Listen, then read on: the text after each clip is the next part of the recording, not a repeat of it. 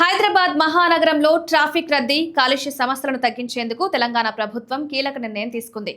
ప్రజా రవాణాను ప్రోత్సహించే లక్ష్యంతో ఎంఎంటీఎస్ రైళ్లలో మహిళలు, పురుషులు అనే తేడా లేకుండా అందరికీ ఉచిత ప్రయాణ సౌకర్యం కల్పించాలని యోచిస్తోంది. తెలంగాణ ఆవిర్భావ దినోత్సవమైన జూన్ 2 నుంచి ఈ పథకాన్ని ప్రారంభించేందుకు సన్నాహాలు చేస్తోంది. ముఖ్యమంత్రి రేవంత్ రెడ్డి కూడా ఈ ప్రతిపాదనకు పచ్చ జెండా ఊపారు. ఈ పథకం అమలుపై ప్రభుత్వ ప్రధాన కార్యదర్శి, ఇతర ఉన్నతాధికారులు ఇటీవల దక్షిణ మధ్య రైల్వే జీఎం సంజయ్ కుమార్ శ్రీవాస్తవతో సమావేశమయ్యారు.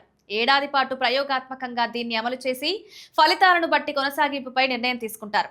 ప్రస్తుతం ఎంఎంటీఎస్ ద్వారా రైల్వేకు ఏటా 10 కోట్ల ఆదాయం వస్తుండగా ఆ మొత్తాన్ని తాము చెల్లిస్తామని ప్రభుత్వం స్పష్టం చేసింది.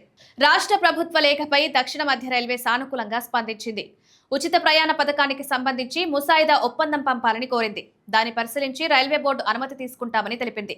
అయితే ఇదే సమయంలో ఎంఎంటీఎస్ 2వ దశకు సంబంధించి రాష్ట్ర ప్రభుత్వం తమకు చెల్లించాల్సిన 491.45 కోట్ల రూపాయల బకాయిలను వెంటనే విడుదల చేయాలని రైల్వే శాఖ కోరింది. రద్దీ వేళల్లో ట్రిప్పులు పెంచాలని, స్టేషన్లలో సౌకర్యాలు మెరుగుపరచాలని ప్రభుత్వం చేసిన విజ్ఞప్తులపై రైల్వే బోర్డు నిబంధనల ప్రకారం నడుచుకుంటామని బదిలిచ్చింది. ప్రస్తుతం నగరంలో 80 నుంచి 88 ఎంఎంటీఎస్ రైళ్లు మాత్రమే నడుస్తుండగా రోజుకు సుమారు 40,000 మంది ప్రయాణిస్తున్నారు. సమయపాలన లోపించడం, ట్రిప్పుల సంఖ్య తక్కువగా ఉండడంతో ఆదరణ తగ్గింది.